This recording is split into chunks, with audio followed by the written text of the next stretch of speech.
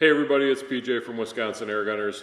We have an opportunity today to do something just a little bit different on the channel, but no less essential to your PCP life, and that's take a look at a compressor. What I've got today is the Lil Foot compressor brought to us by PCPKong and available through Donnie FL and the Pellet Shop and Utah Airguns and a number of other retailers across the US. So we're going to get this guy out of the box.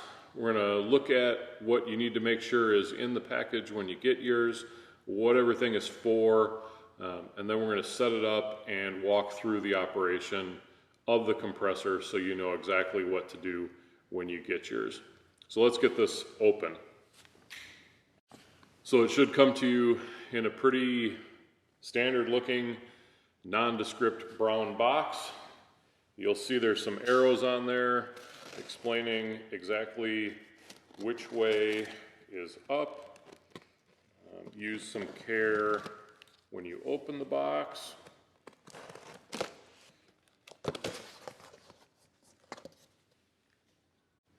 Inside you'll see something like this. You'll have an instruction manual.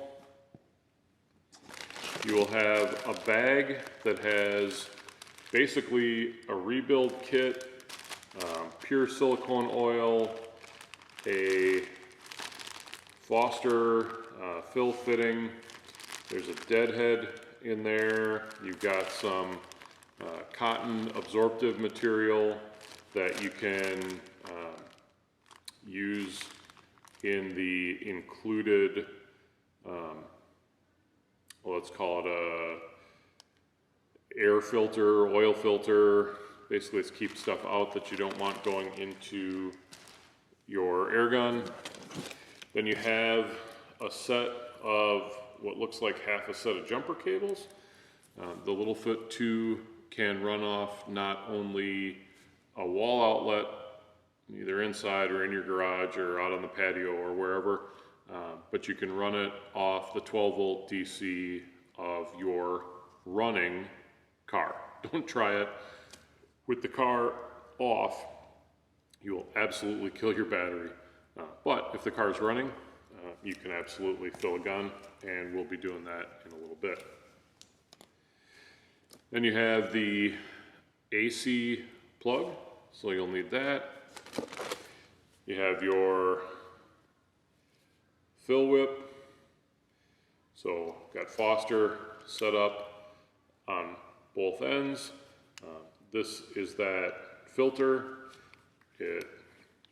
When it's not under pressure, and I need to be really clear on this, when it's not under pressure, it's easy to take this apart.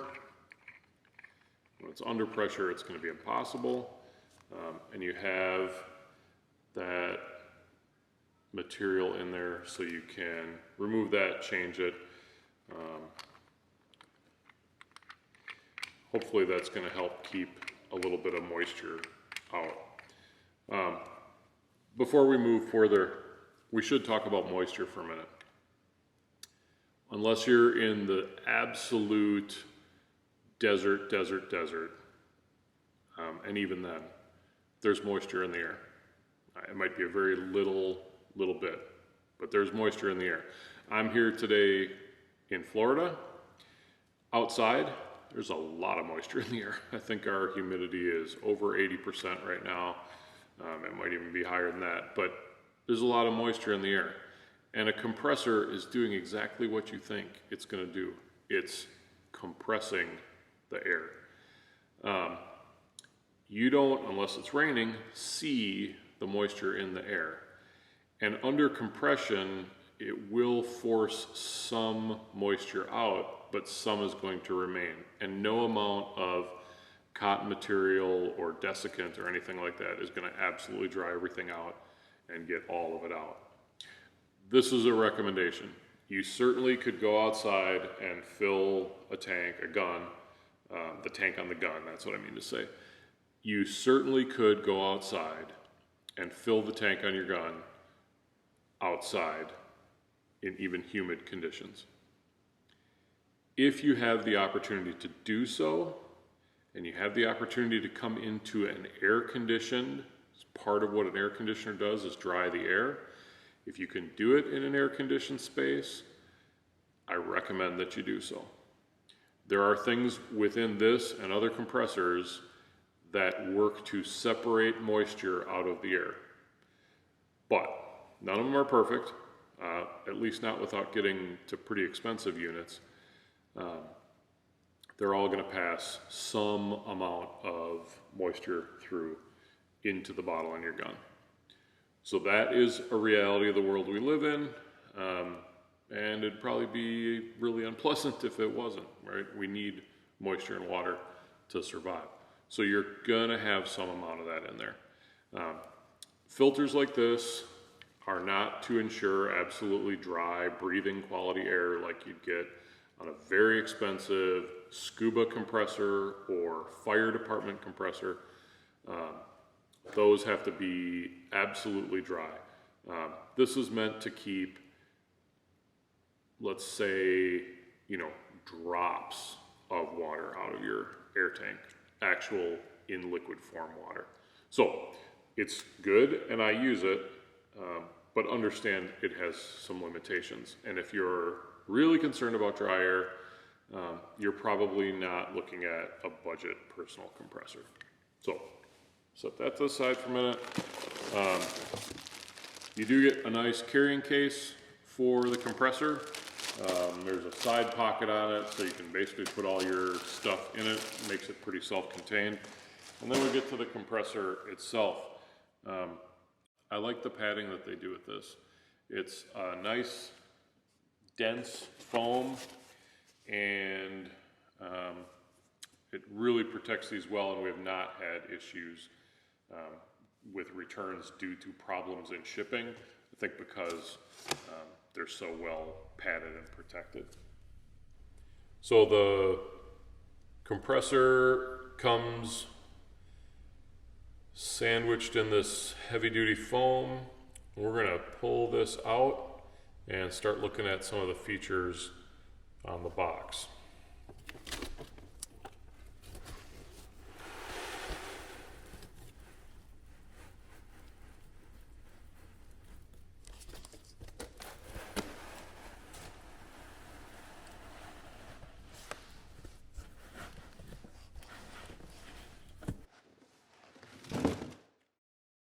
So on the front of the compressor, what I'm going to call the front of the compressor, you're going to see the Lil Foot logo, and then to the left you'll see a brass dial. That is the pressure release, one of two pressure release valves on the unit, and above that is a male Foster connector. That's where you're going to hook up the line so that you can attach to your gun.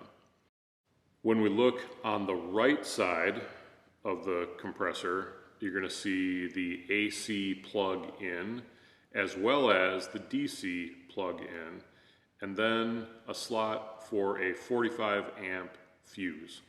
There is a spare fuse in your parts kit. It's not that you're going to blow a lot of fuses, but it's one of those things that if you happen to stop at an auto parts store, I might pick up a few spares just to have them around. It might appear that there is nothing to look at on the back side of the compressor, but if you look very closely at the bottom, you're going to see that there is another brass dial. This is an additional water separator, or the vent for an additional water separator, and after every 3 or 4 fills, I am going to unscrew that to make sure that I get any additional moisture in the unit out. You don't have to use that one every fill, but every couple of fills, and that might be 2 if I was filling outdoors in really humid weather, and it might be 5 if I was up north in the winter time where it's really quite dry. That's going to be a use case decision. But every couple of fills, while it's under pressure, you want to release that, let the air and water vent a little bit, close it back up, and then use the primary vent which is on the front. And we'll go through that a little bit more in detail while it's actually running later, well, after we've turned it off. On the left side of the unit, you have what's obviously a fan port and then a couple of open slotted grill sort of spaces. Obviously you wouldn't put anything over the fan that's drawing air in, and that's necessary to keep the unit running cool. But make sure you don't cover up any of those just open grill spots either, because air is moving through there. If you look to the left edge of the compressor, you'll see a little brass port, and that's where you're going to add, while the unit's operating, pure silicone oil. In your parts kit, accessory bag, whatever you want to call it, there is a small squeeze bottle of pure silicone oil. Eventually you're going to run out and you're going to need to replace that. If you go to a big online retailer, you might find that they're able to sell you some pure silicone treadmill oil. That works very well. And really anything that's out there that is pure silicone oil will get the job done. You don't need a lot of it. 1 or 2 drops every time you fill a tank is going to keep everything running perfectly smooth. Finally, we get to the top of the compressor. You're going to see another air inlet on this side, and then the electronic control board for the compressor. And that's where we're going to need to move the camera so that we can give you a better view of exactly how everything works. So let me get that set up for you and we'll be right back. I'm going to try my best to give you sort of a bird's eye view of how to set this up and operate it. As soon as you plug it in, you're going to hear what I would consider kind of a gentle fan noise. And what that is the power converter drawing in air to keep that cool. Your first step is going to be to power the unit on. That will turn the screen blue. And then you can go over and hold down the set button. What this will do is allow you to go up and down to switch either to bar or PSI. So in our case, we're going to fill in bar, so I want that flashing, and I hit set again, and then that moves us over to target pressure, and we're going to go to 200 bar, so we hit set, and then you get some current. I leave those settings alone. There's also the ability to make it read in Celsius or Fahrenheit, and you can also set a temperature cutoff. I leave that where it's set at the factory.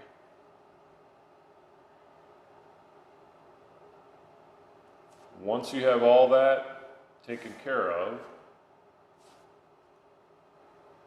you turn the fan on. I want to call attention to this because if you don't turn the fan on, you will burn up your compressor. So despite this fan running, and you can probably hear it, we need the big fan to run.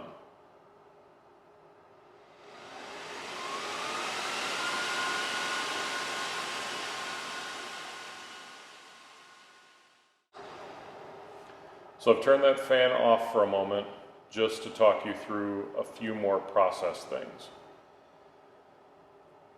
This might be one of the most important things in this video, probably equal to don't run the compressor without the fan on. Do not start the compressor under pressure. Don't. If for whatever reason you have to stop the compressor in the middle of the fill, before you start it back up, make sure you release this and let the air vent out. Then you can close it back up and you can restart the compressor. But do not start the compressor under pressure. It will eventually, if you do that regularly, it will destroy your compressor, and that's not covered by the warranty. Okay, back to making sure we get it set up right. We're going to run a test first to make sure everything's working right. So first thing we need to do is attach our air hose. This is what's known as a Foster connector. You pull this back, slide it over the male section, and then make sure the cap goes forward. On the other end, and this is the portion that would attach to the fill nipple on your air gun, we're going to install what's known as a deadhead. What this basically is going to do is give us a closed system so we can test the compressor to make sure it works. So we currently have it set to fill to 200 bar. And we're going to press the fan button.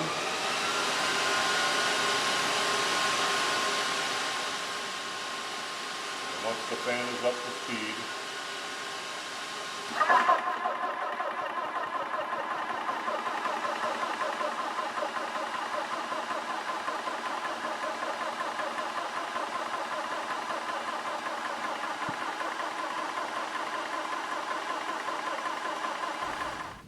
while the unit is running, we want to add a little bit of pure silicone oil.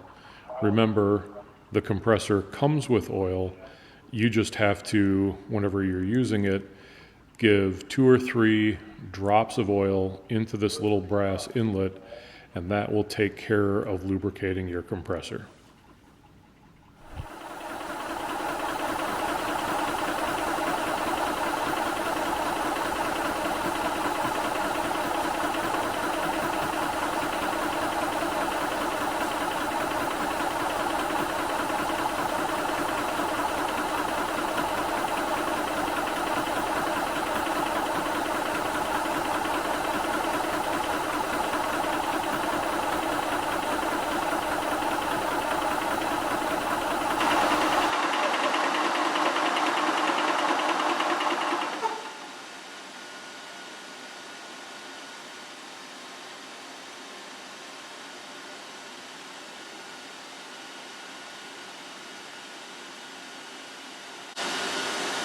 Once it stops, you can turn the motor off. I like to let it cool with the fan running for a few minutes. But then when you're ready to turn the fan off, you hit that button, and you can hit the power off. And now we use this knob right here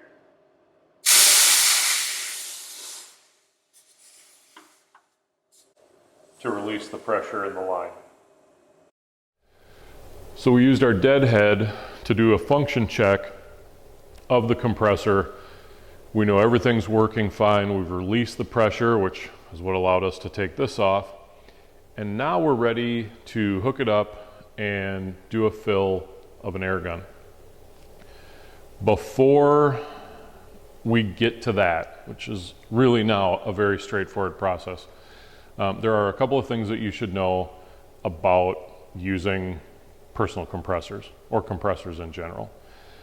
They all have safe operating temperatures, and they are all engineered to have an amount of time that they run. This compressor, the Lil Foot 2, is engineered to run for about 20 minutes and then stop. It does have what it needs to shut off at a particular pressure, It does not have a timer function.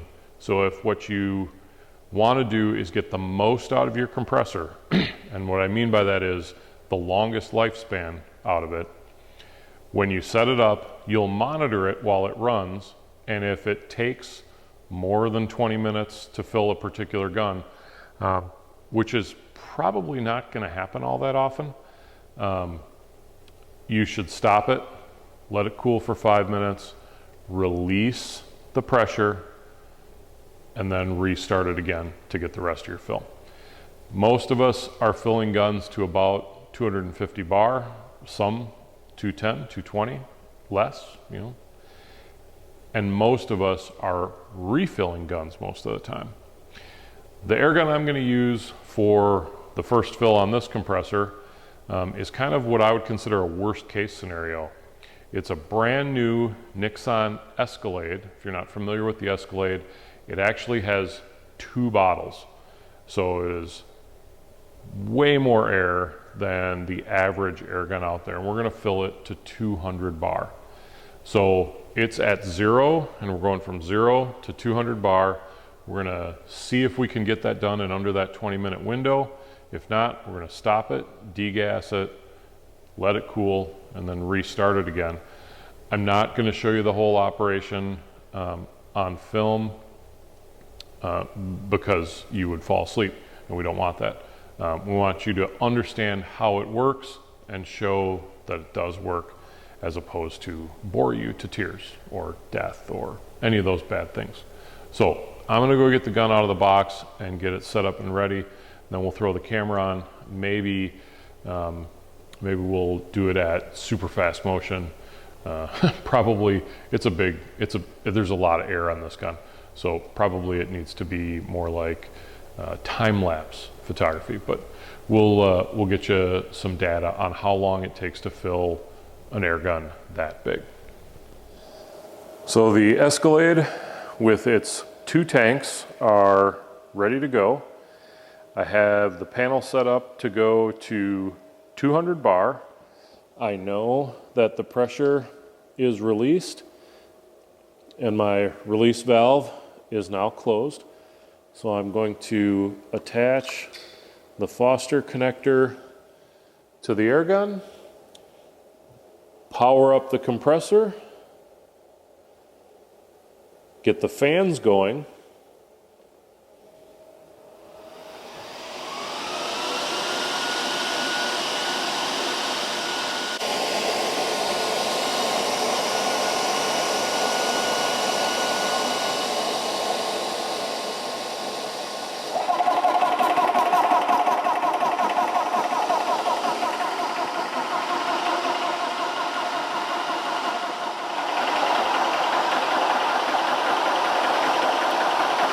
We're at 50 bar and 5 minutes, 28 seconds. So we're coming up on 20 minutes and we're at 159 bar. So we're gonna pause. Now, as far as temperature goes, we're only at 51 degrees Celsius, which isn't really all that bad. But we are going to give it a couple of minutes to cool off. We're going to bleed the air, and then we're going to continue with the fill. And again, the reason we're doing this is to make sure that we get the most longevity out of the compressor.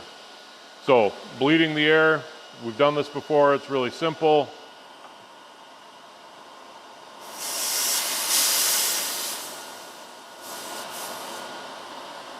And you're gonna feel just a little bit of moisture coming out of that bleed valve. That can be closed up.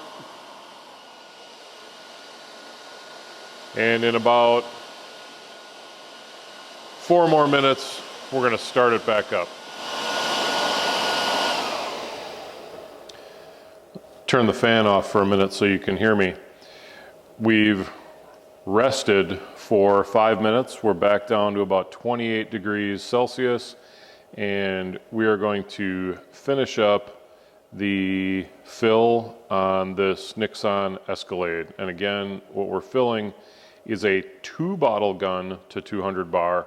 We're already over 150 bar, and that was about 20 minutes worth of work time.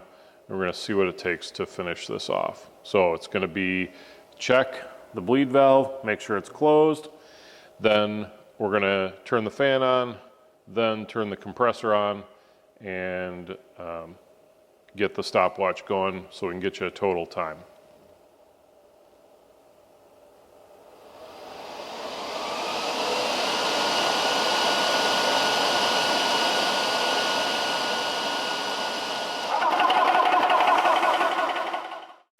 So you're going to see this climb pretty quickly, and it's going to do that because it's just pressurizing the hose to meet the pressure in the tank, and then it'll pop that valve open.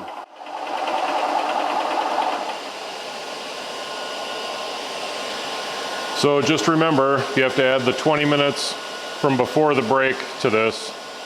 So almost 27 minutes to fill the Nixon Escalade, again, a 2-bottle gun up to 200 bar.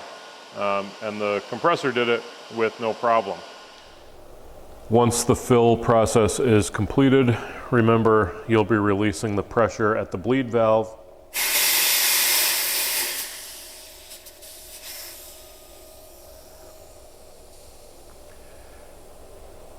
And then once you hear all of the air hiss out, you can pull back on the Foster collar and remove the hose from the gun. So next we're going to take this outside.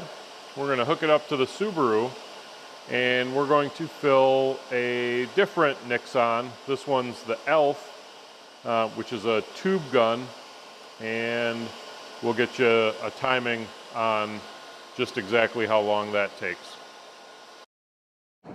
Hooking the unit up to your car is straightforward. You plug in one end of the power cable to the compressor. It's keyed, so it can only go in one way, the right way. And then I recommend you go positive to positive, negative to negative, in that order. A little bit of a spark is normal, and you should immediately hear the blue box kind of start up. So you press the power button, and you press the fan motor. That's going to kick the fan on for you. And at this point you can connect your air hose to the Foster output. Make sure your bleed valve is closed, and then you're ready to set the unit. So we were at 200 bar before. I'm switching it over to PSI. I'm dropping it down to get to 2000 PSI, which is sort of my target. Now, the unit internally is measuring in bar, and it goes in 10 bar increments. So the closest there is 2030, which is going to be okay for what I'm doing. Now I can put the probe into the Elf. The Elf is a probe gun. So you connect the probe to the Foster fitting, and then put that carefully into the gun. And right now we should be ready to start things off. So you press the motor on, the motor will start compressing. Now this entire fill took less than 10 minutes.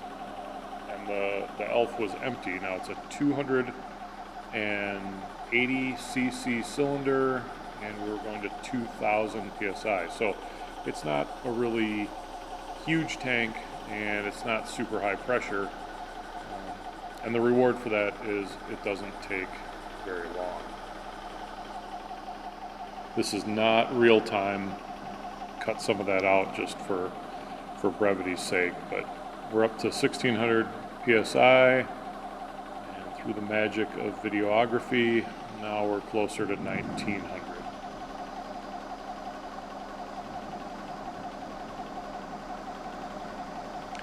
When you get to the target pressure, the compressor shuts off automatically. You still have a couple of things to do, and just because I get nervous about such things, I want to disconnect from the car first. So motor off, fan off, power off, and then I'm going to disconnect, pull the negative plug first, on the positive. Now we're disconnected from the car. We can disconnect the plug. You want to be careful about this. You want to hold on the plug, don't pull from the wires. That tends to yield a short lifespan on the equipment. Now, remember we talked about doing the bottom pressure release. This is the third kind of run on this, so I want to show that to you. So do the bottom one first, and then you can do the upper one. Sorry about the focus there, just got a little bit too close with the camera. Now you can pull the fill probe out, and don't just drop that in the dirt, because that O-ring is susceptible to nicks and tears. You do want to check the pressure gauge on the gun, make sure it went to where you think it was going to go, and then you're all ready to go shoot. Wow, it's hot out there. Like I said at the beginning, if you have the opportunity to fill your guns indoors where it's air conditioned, and by that I mean not only is it cooler, but the air conditioning itself has taken some of the humidity out of the air, it's going to lead you to a drier air inside your air guns. And moisture is not a friend to the inside of your air guns. So it's not that you can't or shouldn't fill off your car like we just did, but if you have the opportunity, my advice, take it inside. So to sum up, I just want to hit the high points of what you need to know in order to get the most longevity out of your new Lil Foot 2.0 compressor. Number one, understand that it is meant to be run about 20 minutes at a crack, and then give it a little bit of time with the fan running in order to cool it down before you restart. Number two, don't ever operate the pump part, the part that kind of sounds like a steam locomotive. Don't ever operate that without the fan running. Number three, whenever you turn it off, bleed out the excess air pressure and moisture from the line. You do that by using one of the two, actually you're gonna at some point use them both. The primary one is the one on the front of the box, right here. Every couple of fills before you do that, let that bottom one bleed out a little bit. So let it bleed out, it'll probably spit out a little bit of water, a little bit of oil, close that one back up, and then release the one on the front. Do not start the unit under pressure. Don't forget a couple of drops of oil every fill. If you miss one or two, it's not going to be the end of the world, but you want to keep the machine lubricated so it can do its best for you. If you do the things I've talked about, avoid the things I've said to avoid, you should get a long service life out of your Lil Foot compressor. If there are problems, let your retailer know, and they will address with you the best way to get it fixed and back up and running. I hope this video was some help to you. If it was, please be sure to hit that like button. And until the next video, everybody, shoot safe, shoot straight, and we'll see you around.